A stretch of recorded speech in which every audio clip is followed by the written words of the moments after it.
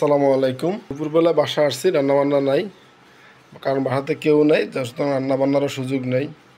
তো এই মুহূর্তে ফ্রিজের সামনে আসলাম, দেখি কী আছে, ফ্রিজে যা আছে সেটাই খাবো, যেহেতু এখন রান্নাবান্না করার সুযোগও নেই। বাইরে এখন কোনো ধরনের হোটেল মোটেল কোনো কিছু খোলা নাই, কারণ ঈদের সিজনের কারণে ম্যাক্সিমাম মানুষে হোটেল বন্ধ। তো এই দেখতেছি একটা কাঁঠাল আছে মায়ের দেওয়া আমার জন্য।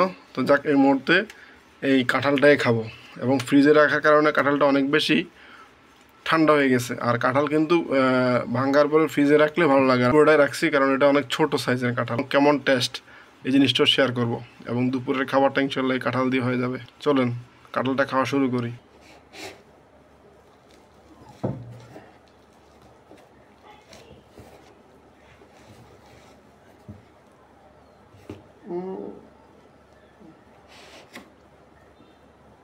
ফ্রিজে রাখার কারণে প্রচুর ঠান্ডা।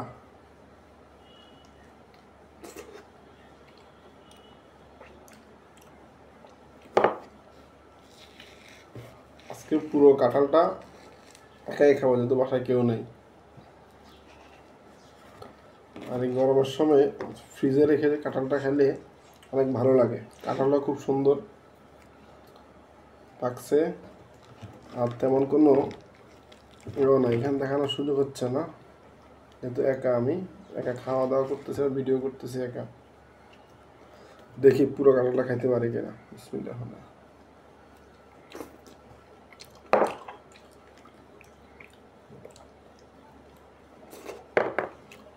তিনটা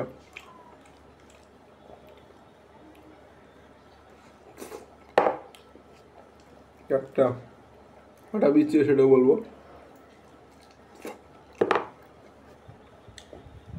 কাঁঠালের প্রচুর উপকারিতা।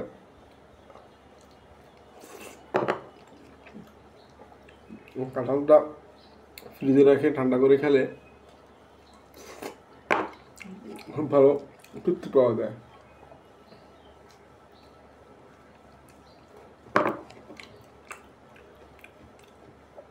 ছোটো কাঁঠাল হওয়াতে পুরো কাঁঠালের ফ্রিজে রাখার সুযোগ ছিল।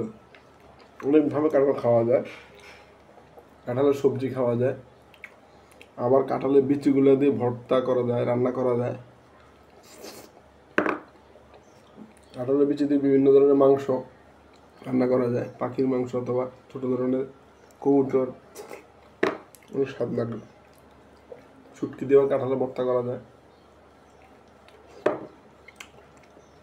কথা বলতে বলতে আমি কিন্তু একটা সাইড সম্পূর্ণ করে ফেলছি।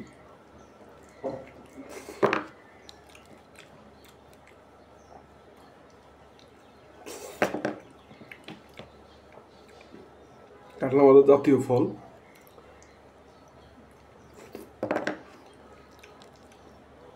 কাঁঠালে অনেক পুষ্টিগুণ আছে। এই ভিডিও শেষের দিকে আপনাদের কাঁঠালের পুষ্টিগুণটা নিয়ে কথা বলবো, যারা শুনবেন ধৈর্য সহকারে। আপনারা হয়তো ম্যাক্সিমাম জানেন, অনেকে হয়তো বা বললে আবার হয়তো মনে হবে, রিমাইন্ড করে দেবো। আর দ্বিতীয় পর্বে কাঁঠালের 12টি উপকারিতা নিয়ে আলোচনা করব, দেখার আমন্ত্রণ রইল। ভিডিওটি ভালো লাগলে লাইক কমেন্ট করবেন, শেয়ার করবেন। ধন্যবাদ সবাইকে। আল্লাহ।